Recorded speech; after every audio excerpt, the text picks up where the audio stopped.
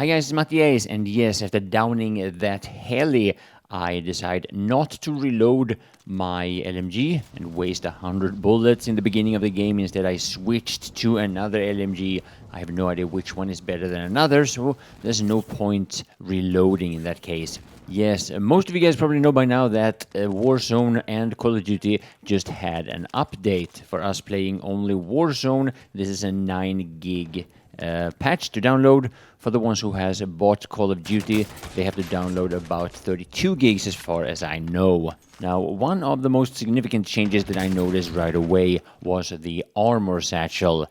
Now, this is a quite significant upgrade that allows you to carry 8 plates rather than 5. Now, finding this on the map, you either have to be lucky and find it in one of those orange boxes, or you finish a scavenger contract. Now, if you're not one of those looty kind of players, then you're probably, if you stay alive long enough, going to kill somebody that has one, and you'll be able to take it from them.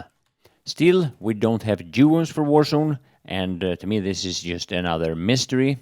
And since it seems that DICE and EA have realized the value of Battle Royale, maybe this is one of those freebies that a big gaming company could profit from quite a lot.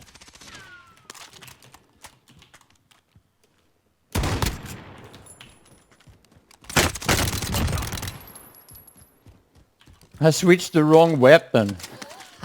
So now what happens with the change to the loot in the scavenger contract is that you don't have as many gas masks on the map anymore. So it might actually be worth those $3,000 a lot more often now after the update.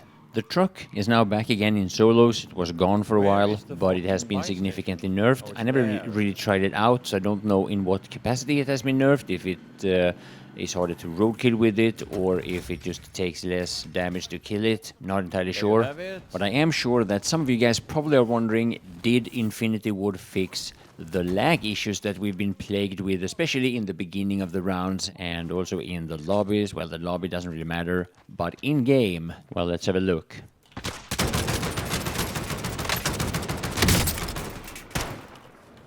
Holy shit! Well, okay, maybe not so much. Now, there was quite a number of bug fixes actually, and I'm not entirely sure how significant they actually are, how much they will affect us. And by us, I mean, of course, Warzone players. I don't have the original game, so I can't really talk about the changes to the core game. Now, another one of the important changes was to the safe zone, the size of the circle, and how fast it moves.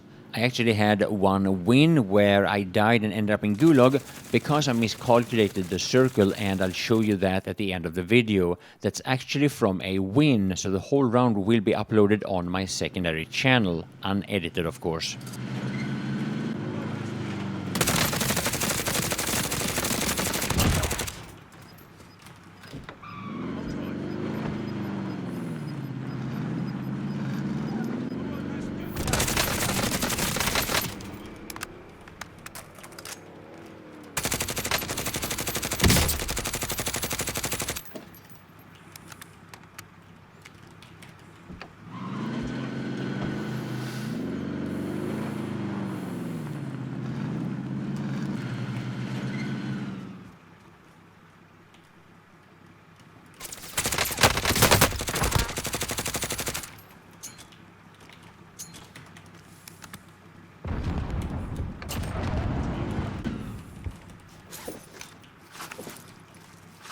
So yeah, I'll show you this moment right away since I talked about it, and it's actually quite a funny moment where my hesitation got me killed, but since I was worried about the player that this guy in front of me here was fighting against, I stayed here for a little bit too long.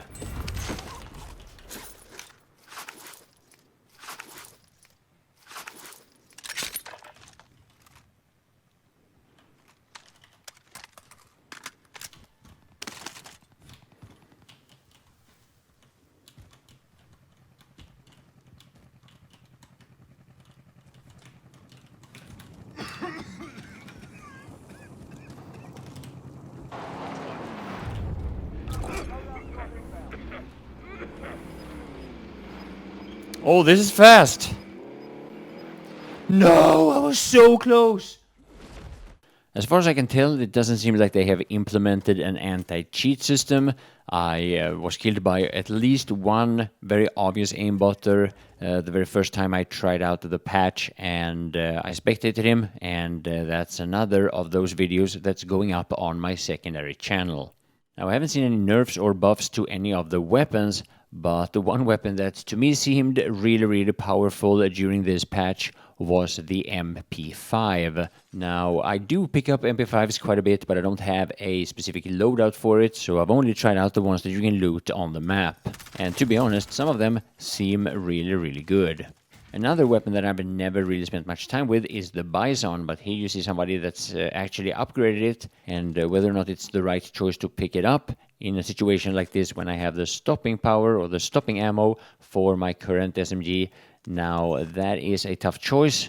I'm not really a big fan of the Bison, but yeah, I've heard it's actually pretty good once you have the right attachments. So, no words on if they buffed MP5.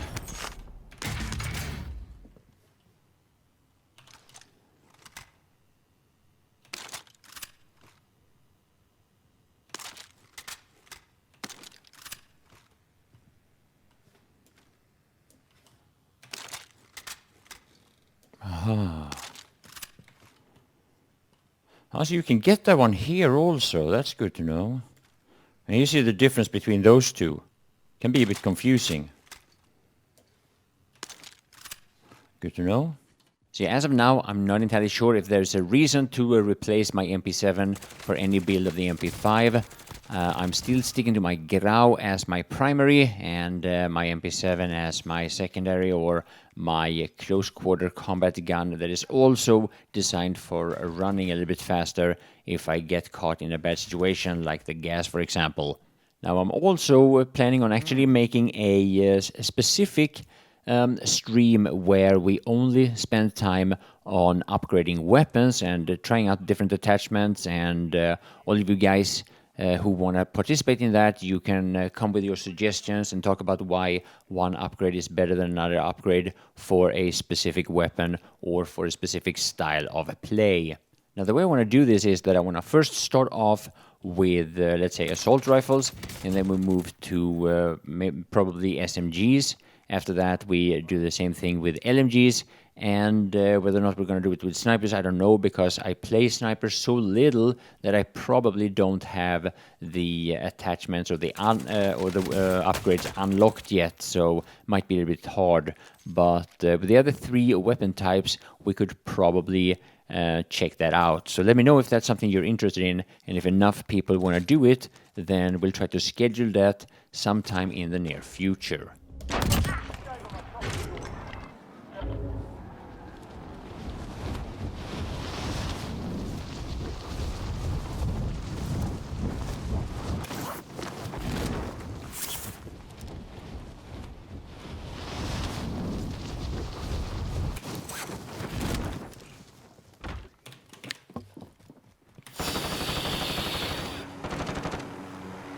I'm out of here. So long, sucker.